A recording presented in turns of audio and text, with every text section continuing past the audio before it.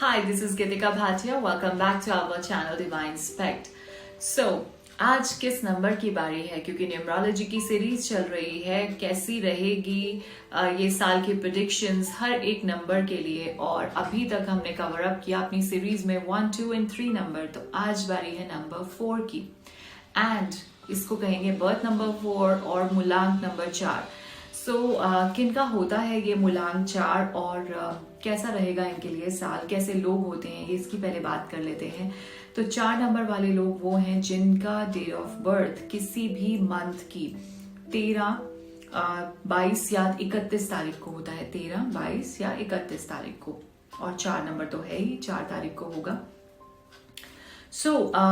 उसके साथ में हम ये बात कर लेते हैं कि रूल कौन करता है। राहु जनरली हम इसको प्लैनेट नहीं समझते हैं, पर फिर भी एस्ट्रोलॉजी में इसको प्लैनेट मान लिया जाता है। Basically it's a shadow planet, like छाया ग्रह बोलते हैं। जिस भी प्लैनेट के साथ बैठता है उसी की क्वालिटीज एंड ट्रेट्स ले लेता है। लेकिन जब हम बात करें न्यूमरोलॉजी की, तो हम बात करेंगे राहु की एज अ प्लैनेट, और ये है मैस्ट्री, master of illusions, like mystery and illusions इसके अंदर बहुत ज्यादा रहते हैं। कैसा रहेगा पर्सन का बिहेवियर, नेचर एंड पर्सनालिटी। ये ट्रेट्स होते हैं कि they are big risk takers, schemes, कोई भी काम जल्दी से कर लेना, मतलब कुछ भी पाने की जो चाह है वो बस क्विक नोट पे इनको मिल जाए। इनको स्मार्ट वर्क करना है, हार्ड वर्क करने में इनका कोई इंटरेस्ट नहीं होता। इनको रिस्क बहुत जल्दी जल्दी लाइफ में लेना अच्छा लगता है। कुछ भी हो रहा है, शेयर मार्केट है या कुछ ऐसी चीजें, या लॉटरी हम कहेंगे, जहां से इनको लगता है कि मटेरियल, जो भी इनका मटेरियल डिजायर्स हैं वो फटाफट फुलफिल हो जाए, इनको कुछ नहीं करना पड़े, बस छड़ी घुमाई और हो गया, लाइक दैट। तो उसके लिए रिस्क तो लेना ही पड़ेगा। They are very big risk takers. इसीलिए लाइफ में कभी कभी इनके साथ में बहुत बड़े बड़े लॉसेस भी हो जाते हैं। They are not kind of stable people. तो जॉब्स में इनको बहुत प्रॉब्लम्स हो जाती हैं। थोड़ा सा देखा इंक्रीज मिल रहा है कहीं पे, फटाफट शिफ्ट कर लिया, स्विच कर लिया, तो इस वजह से लाइफ में स्टेबिलिटी इश्यूज भी हो जाते हैं। यहाँ पे इनको बहुत बहुत वर्क करना चाहिए। अदरवाइज दे आर वेरी बहुत ही दबंग टाइप्स के लोग होते हैं। बहुत मतलब फ्रीडम इनको चाहिए, और डोमिनेटिंग नेचर होता है। आराम से ये किसी न किसी ग्रुप को लीड कर लेते हैं। डोमिनेंट नेचर होने की वजह से अगर जॉब्स की बात करें तो अच्छे टीम लीड्स, मैनेजर्स इनको हम समझ सकते हैं। कंपनी के लिए गुड एसेट्स हैं ये। और इसके साथ में थोड़ा सा अगर, क्योंकि बिग रिस्क टेकर्स हैं, तो लाइफ में अगर सोच समझ के चलना शुरू कर दें तो काफ़ी चीज़ें संभल जाती हैं, सुधर जाती हैं। इसी वजह से रिलेशनशिप्स में भी कभी कभी इनके प्रॉब्लम्स आ जाती हैं, क्योंकि प्लानिंग्स बहुत अच्छी कर लेते हैं। मुझे ये चीज़ ऐसे चाहिए, ऐसे ऐसे ऐसे ऐसे मैं कर लूँगा, लेकिन उस प्लान को उस तरीके से एग्जीक्यूट करना, यहाँ ये थोड़ी मार खा जाते हैं। अगर ये प्लान भी उसी मैनर में एग्जीक्यूट कर लें तो डेफिनेटली सक्सेस इज देयर्स। इसके अलावा इनको होता है कि सोसाइटी में कुछ ना कुछ चेंज लाना है। रिवोल्यूशनरी टाइप के लोग होते हैं, मतलब इनको लगता है कि सोसाइटी के लिए कुछ बेटर करें। तो जैसा मैंने कहा, नेचर जो है वो बहुत दबंग टाइप्स का है, डरना नहीं है किसी से भी। तो इसीलिए कुछ ना कुछ नया भी ये लेकर आते हैं कभी कभी।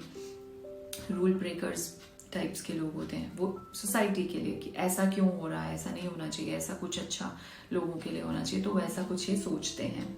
चलिए बात करते हैं इनके लकी नंबर्स की। तो 7, 6, 5 and 1 ये इनके लकी नंबर्स हैं। एक्सट्रीम रिलेशंस, यानी कि या तो इन लोगों के साथ इनकी बहुत बनेगी, या फिर बिल्कुल मतलब 36 का आंकड़ा। तो ये कौन से लोग हैं? 4 और 8 नंबर वाले, या तो बेस्ट फ्रेंड्स या फिर बेस्ट एनिमीज उस टाइप्स के। और जिनके साथ मैच बिल्कुल नहीं है वो 2 और 9 नंबर वाले लोग, ये इनसे दूर रहें, बिल्कुल मैच नहीं है। और कोई भी इम्पोर्टेंट डिसीजंस अपने सैटरडेज को ये लोग ना ले तो अच्छा है। लकी कलर्स की बात करें तो नेवी ब्लू, अगर हम कहते हैं नेवी ब्लू या फिर ग्रे कलर, ये अच्छा है इनके लिए।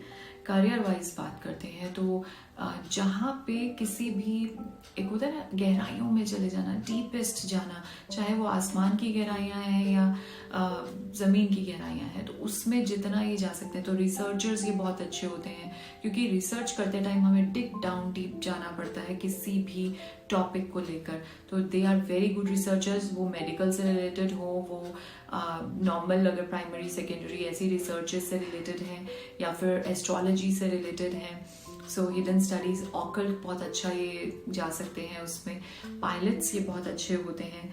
साइंटिस्ट मैंने बताया आपको, और मैनेजरियल जॉब्स इनकी बहुत अच्छी हैं। मशीनरी में इंटरेस्ट करते हैं ये, machinery, electrical, like that. And share market में इनको बहुत इंटरेस्ट होता है, लॉटरी, शेयर मार्केट, बट इनको इससे दूर रहना चाहिए, क्योंकि अल्टीमेटली इनका लक जो है बहुत ज़्यादा साथ नहीं देता इसमें, क्योंकि हमेशा शेयर मार्केट और जो लॉटरी है उसमें बहुत बड़े बड़े रिस्क रहते हैं। अगर हम इनकी हेल्थ की बात करें तो इनको लेग्स, इंसोम्निया या फिर एनीमिया, इससे रिलेटेड कुछ भी इश्यूज हो सकते हैं। तो अपनी डाइट का बहुत अच्छा ध्यान रखें, हेडेक्स से दूर रहें, स्ट्रेस से दूर रहें तो हेडेक हो जाएगा दूर। और ग्रीन्स, वेजीज, जितना हो सके रॉ फ्रूट्स एंड वेजिटेबल्स ये इनटेक करें, तो ये इनके लिए काफ़ी अच्छा रहेगा। चलिए बात कर लेते हैं कि इस साल कैसे जाने वाला है इनका 2024। So progress is always there for them इस साल, और साथ में फेम भी मिलेगा। चाहे आप जॉब में हैं, आप बिजनेस में हैं, हो सकता है कोई अवार्ड रिकग्निशन हो इस साल।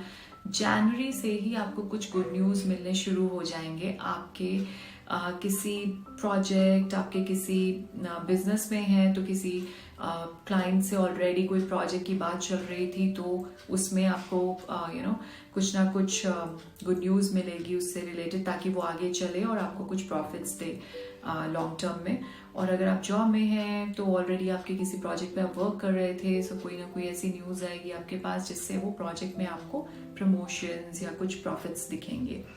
सो या फाइनेंशियल एक्सपेंसेस इंक्रीज होंगे, तो अभी से प्लानिंग करनी शुरू कर दीजिए कि इन्वेस्टमेंट्स अच्छी कहाँ पे करनी है, जिससे कि आपका जो फोकस है वो इन्वेस्टमेंट्स पे रहे, एक्सपेंसेस से थोड़ा कम हो जाए। मैरिड लाइफ की बात करते हैं, थोड़े अप्स एंड डाउन्स दिखेंगे, ठीक है, क्योंकि राहु का नंबर है ये और साल है शनि का, तो थोड़े ना थोड़े अप्स एंड डाउन्स हो सकते हैं। मे बी आप बिजी रहें, आपकी स्पाउस बिजी रहें, टाइम कम मिले, तो एक दूसरे को अंडरस्टैंड कीजिए और कर भी पाएंगे। तो कहीं ना कहीं रिलेशंस बेटर रहेंगे, अच्छे रहेंगे एंड ऑफ द ईयर में। लेकिन बीच में अगर कहीं कोई डाउट सिचुएशंस ऐसी आती हैं, बैठें, एक दूसरे के साथ डिस्कस करें और चीज़ों को ठीक करें। रिलेशंस हैं, इनको हम बहुत हल्के में नहीं ले सकते।